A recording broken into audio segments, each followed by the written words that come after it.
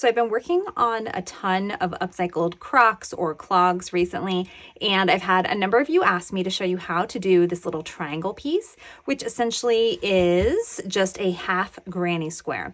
So this is the new pair I'm working on, and the color story that we are going with is this little combination right here. And here's an example of what that half granny square looks like. So you can see essentially you're making just half of a regular granny square. So let me show you how to actually make this with some color changes. Keep in mind that every person does things a little bit differently. So if you do something differently than I do, awesome, share it in the comments. If you have a great tip for us, would love to hear it. But this is just a way to get started so that you can upcycle your own pair of Crocs. So for our half granny square, when you look at it, it can be a little confusing because you typically think in your brain, oh, this must be where I start because it's the corner, but that is not how you start one of these half granny squares. You're actually going to start right here in the center. So this is actually going to be 2 granny square clusters. You can use either a magic ring if that's something you're comfortable with, or you can also chain 4. So I'm actually going to show you the chain 4 method, because it's very user-friendly for most folks, even if you're just starting out. So of course, you'll start with a little slip knot here, get that tightened up, and then we are going to chain 4. Now this chain 4 is actually going to count as your first double crochet as well as your chain space.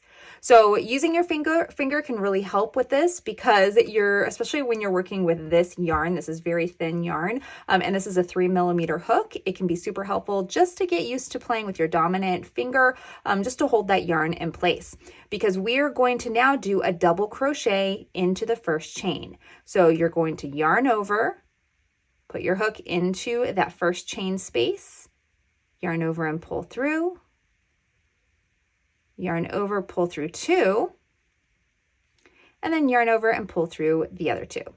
So that is your first double crochet. But remember, we chained 3 to begin, so now we just need to do 1 more double crochet to finish the cluster. So that is our first cluster.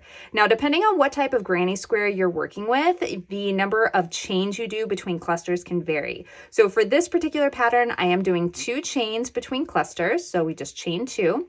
And we're going to come back into that first chain space right here. And again, we're going to make another cluster with 3 double crochets. All right, so this is going to be our first little spot here. And I'll show you, it'll make a little bit more sense in just a moment. So now we can actually cut this yarn, unless you're doing a triangle that all has the same color. So if you're working on something, maybe you're going to do all the same color. You can use the same concept. You just would not cut and change your yarn color. So this is an example of all the same color. But we are going to go ahead and snip this. And I leave just a little bit of tail because you'll see with these, I actually do go back and tie them off when I'm done. With this particular pair, I think I'm actually going to come back and do a border. I didn't do that on this pair, and I really think that it would have benefited just from having just a little of the red come right through here and do a quick little border. So I think I'm going to be doing that, and that's how I'll be able to hide those yarn tails. So that's why they're sticking out here. And then when you tie them together, it'll keep them in place. So we'll just snip, leave a little bit of a tail.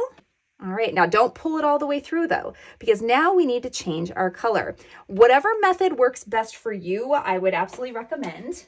The newest method that I have found that I'm in love with, and I do this with almost all of my projects at this point. So you'll see here, okay, this is where we just pulled our hook out of. There's 2 little loops right here that we just did with a double crochet. So if you stick your needle through both of those little loops just like that, you can actually pull the new color right through those 2 little loops. Then you're going to do your standard chain. So in this case, I'm going to chain 3. That's just going to be my first double crochet in this round. Okay.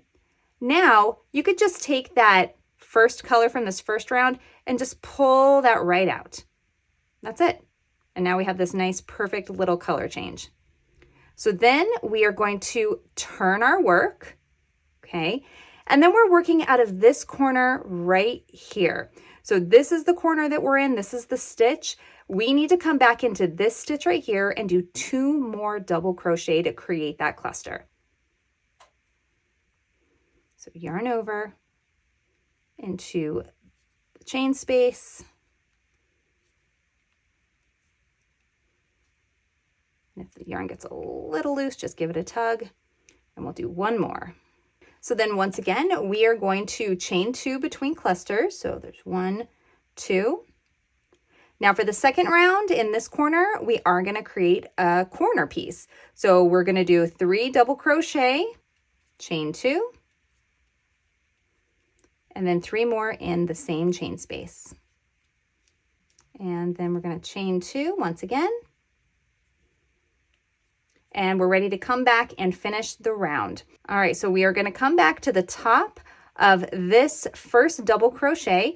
If it's hard to get to, I know sometimes it can be, there is a chain space there. You can go into that space, but I will say it gives it more of a rounded edge, but again, personal preference.